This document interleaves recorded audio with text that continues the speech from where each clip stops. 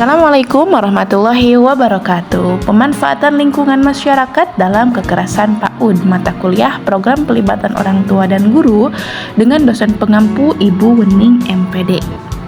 Kelompok 4 terdiri dari Tita Haryati, Fian Nursapitri, Nurmila Sari, dan Neneng Juriah. Kekerasan pada anak usia dini merupakan perilaku yang sangat merugikan dan berbahaya bagi kesehatan, perkembangan, dan masa depan mereka. Untuk itu diperlukan upaya yang terpadu dari berbagai pihak untuk mencegah terjadinya kekerasan pada anak.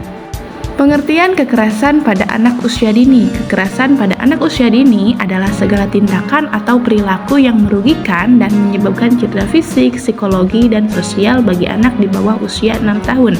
Bentuk kekerasan pada anak usia dini dapat berupa kekerasan fisik, kekerasan verbal, kekerasan seksual, dan pengabaian atau penelantaran.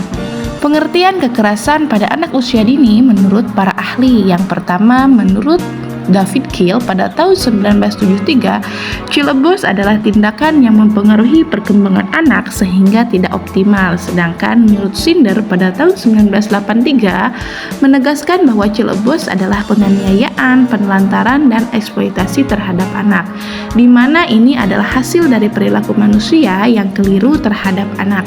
Secara umum, kekerasan dapat didefinisikan sebagai suatu tindakan yang dilakukan satu individu terhadap individu lain yang mengakibatkan gangguan fisik atau mental.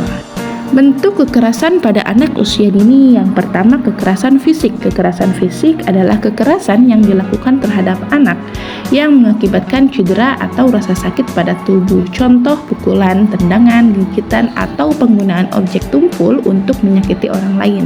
Contoh kasus, seorang anak yang sering dipukul oleh orang tuanya tanpa alasan yang jelas menyebabkan luka-luka dan memar di tubuhnya. Kemudian di sini ada penyalahgunaan nutrisi. Penyalahgunaan nutrisi adalah jenis kekerasan yang berkaitan dengan kebutuhan makanan, seperti tidak memberikan makan minum pada anak dalam jangka waktu lama dan tidak wajar. Akibatnya anak tersiksa dan kelaparan, bahkan mungkin dapat menyebabkan kematian. Kekerasan seksual. Kekerasan seksual mencakup tindakan atau ancaman untuk melakukan tindakan seksual tanpa persetujuan penuh dari korban. Contoh, pemerkosaan, pelecehan seksual, eksploitasi seksual, atau mengancam untuk menyebarkan video, foto atau video intim tanpa izin korban. Contoh kasus, seorang anak yang dilecehkan secara seksual oleh seorang anggota keluarga atau orang yang dipercayai oleh keluarga, termasuk guru atau pemimpin agama. Kekerasan psikologis. Kekerasan psikologis adalah jenis kekerasan secara emosi atau psikis. Dibentak, dimarahi, segala tingkah laku atau sikap yang mengganggu kesehatan mental anak atau perkembangan sosialnya. Contoh, tidak pernah memberikan pujian yang positif, membandingkannya dengan anak yang lain, tidak pernah memberikan pelukan atau mengucapkan "aku sayang kamu".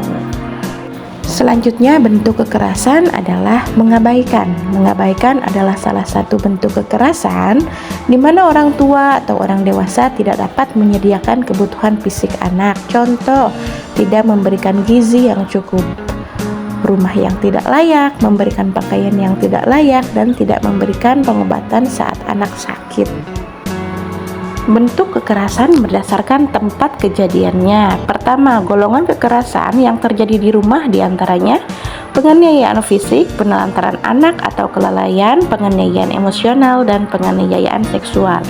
Kedua, golongan kekerasan yang terjadi di luar rumah dapat terjadi di dalam instansi atau lembaga, di tempat kerja, di jalan, di medan perang, atau di sekolah.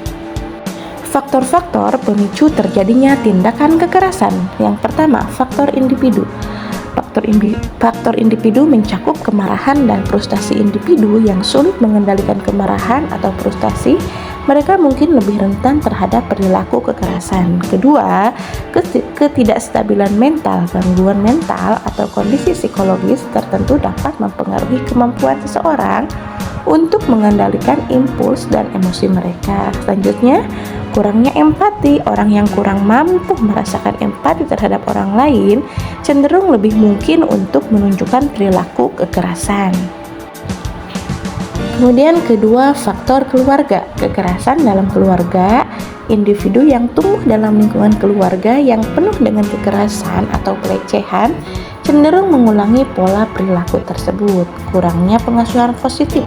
Pengasuhan yang tidak konsisten, kasar, atau kurangnya perhatian dari orang tua atau wali dapat mempengaruhi perkembangan anak dan mengarah pada perilaku agresif. 3. Faktor sosial dan ekonomi. Kemiskinan, ketidakstabilan ekonomi, dan ketidakmampuan memenuhi kebutuhan dasar dapat menciptakan ketegangan dalam rumah tangga yang mungkin mengarah pada perilaku kekerasan. Kemudian diskriminasi dan prejudis. Orang yang mengalami diskriminasi rasial, seksual, atau agama mungkin merasa putus asa atau marah yang dapat mengakibatkan perilaku kekerasan. Selanjutnya, ketidaksetaraan gender.